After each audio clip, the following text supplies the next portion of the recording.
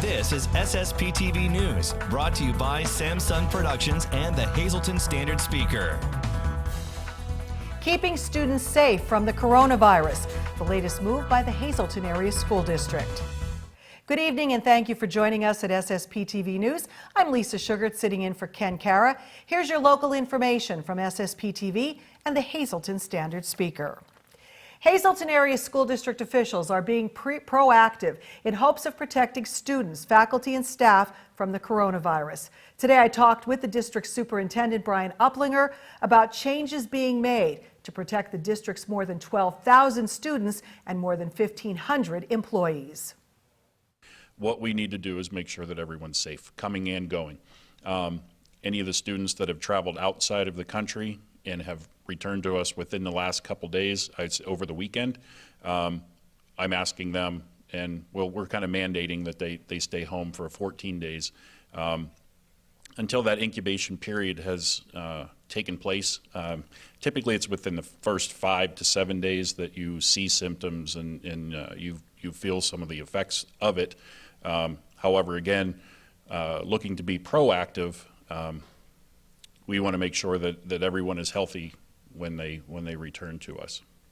Now, this is something you've had to deal with on a regular basis before the coronavirus, kids traveling all the time like this. How difficult will it be to enforce this?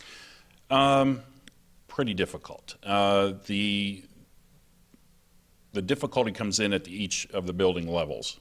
We have different numbers of students in all of our buildings, and so what we ask for parents to be is honest with us and say, yes, we've been out of the country, or yes, we were just on a cruise, or what have you, and when they return, we're going to give you your homework. You're going to be able to continue with your studying. You're not going to miss a beat in that regard. Again, we just want to make everybody as safe as possible and be proactive. We don't often, in situations like this, get to be proactive, but in this regard, we're going to try something a little different. How do you get the homework to them? Well, that's a great question. If they do have any of the symptoms, then we'll try to do it electronically. And if that doesn't work, we'll come up with some other plan. That we want to make sure that they always have their homework, but making sure that it gets to them could be something different. Now, I know you also, at first, there were phone calls and letters that went out about this, correct? That is correct. We have the school messenger system, and I put together a notification for all the parents that are in the district, and that was sent out yesterday, indicating that we were going to put this into place, the 14-day period of them not returning to school if they were out of the country. We also put out an email blast through the same system, so then if parents didn't get the phone call, then they got the email, or vice versa, because sometimes phone numbers don't quite work any longer. Emails are usually pretty good because everyone usually keeps their email for a long time. So we were able to get that message out to nearly 7,200 people. Wow, that's pretty big. Now, you had included something else at first, too, in regards to registration, but the Pennsylvania Department of Education has kind of reversed that decision on your part. Right, they did. What we were looking at doing is closing registration just for a period of time, not the entire school year, just until this situation passed, and then once that passed, then we would open up the registration again. However, Pennsylvania Department of Education has a different idea about keeping children safe and employees safe, not permitting us to close registration. So we rescheduled those appointments that were in place for yesterday. We rescheduled them, moving forward, and we just ask that everybody be patient in us rescheduling those appointments. Now, in the classrooms themselves, when the students are there now, are there stepped-up hand washing, or is everything basically status quo? Because I know you've probably been doing things in regards to the flu and other things. Right, and you're exactly right. We maintain the same protocols that we have previously. Again, we're trying to be as proactive as possible.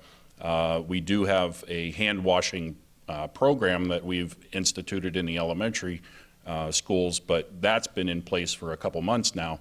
It's not in going out on a limb for, this problem, but it's been in place for a little while, and the kids love it. They're doing really well with it. It just, it helps them with their hygiene. And I guess, as you've said probably in the past as well, too, that they're saying everywhere, if you're sick, stay home. Exactly. If you are sick, please stay home.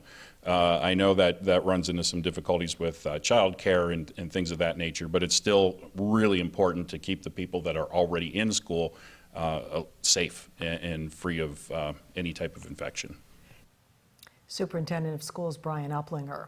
In a related matter, a rumor was circulating today about a possible case in our area. Lisa Marie Halecki, Community Relations Specialist at Lehigh Valley Hospital, Hazleton, tells me there are no confirmed cases of the coronavirus at the Hazleton Hospital. Time now for weather on SSPTV News. Well, it was a bit breezy, as you can see today in our area. Let's get the latest forecast for the rest of the work week, courtesy of the National Weather Service. Tonight, showers with gradual clearing, our low around 31 degrees. Tomorrow, plenty of sunshine with temperatures up near 50 degrees. For Wednesday night, a slight chance of rain and some snow showers possible, low of 34. Partly sunny skies Thursday with a high near 52 degrees. Thursday night, showers, mostly cloudy, low of 43. For our Friday, showers likely, mostly cloudy skies with a high temperature near 54 degrees. For Friday night, there is a chance of showers, otherwise partly cloudy with a low around 32. And then Saturday, mostly sunny with a high near 43 degrees. Still ahead, we will find out why they were pedaling in Pittston. And coming up later, Kenny talks with members of the Hazleton area Cougars swim teams about this year's season. We'll be right back. Good evening, everyone. Here's today's Talk of the Town. The Top MS Foundation will be presenting Bingo Madness this Sunday at the Hazleton Elks Lodge. Doors will open at 11 a.m. with games beginning at 1 p.m. It is $25 for admission. And that's today's Talk of the Town. SSPTV News would like to send sincere condolences to the family and friends of these recently departed. James Michael DiFuso, age 51, of Hazleton. Mass will be Wednesday at 10 a.m. at Holy Rosary Roman Catholic Church in Hazleton.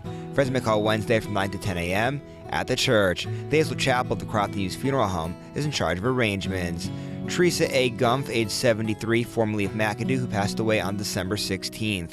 Services were held in Florida under the Island Funeral Home. Yunhu Ju, age 96, of Sugarloaf Township. A graveside service will be held on Saturday at 12:30 p.m. at the White Marsh Memorial Park in Ambler. Friends may call Friday from 5 to 6 p.m. at the Huff Lake Jeer Funeral Home in Lansdale. Lucille F. Moran, age 80, of Drums. Mass will be Thursday at 10 a.m. at Good Shepherd Roman Catholic Church. Friends may call Wednesday from 7 to 9 p.m. at the Harmon Funeral Home in Drums. Carmen J. Porpiglia, age 88, of Plains Township. Mass will be Friday at 10 a.m. at Holy Rosary Roman Catholic Church in Hazleton. Friends may call Friday from 9 to 10 a.m. at the church. The Damiano Funeral Home is in charge of arrangements.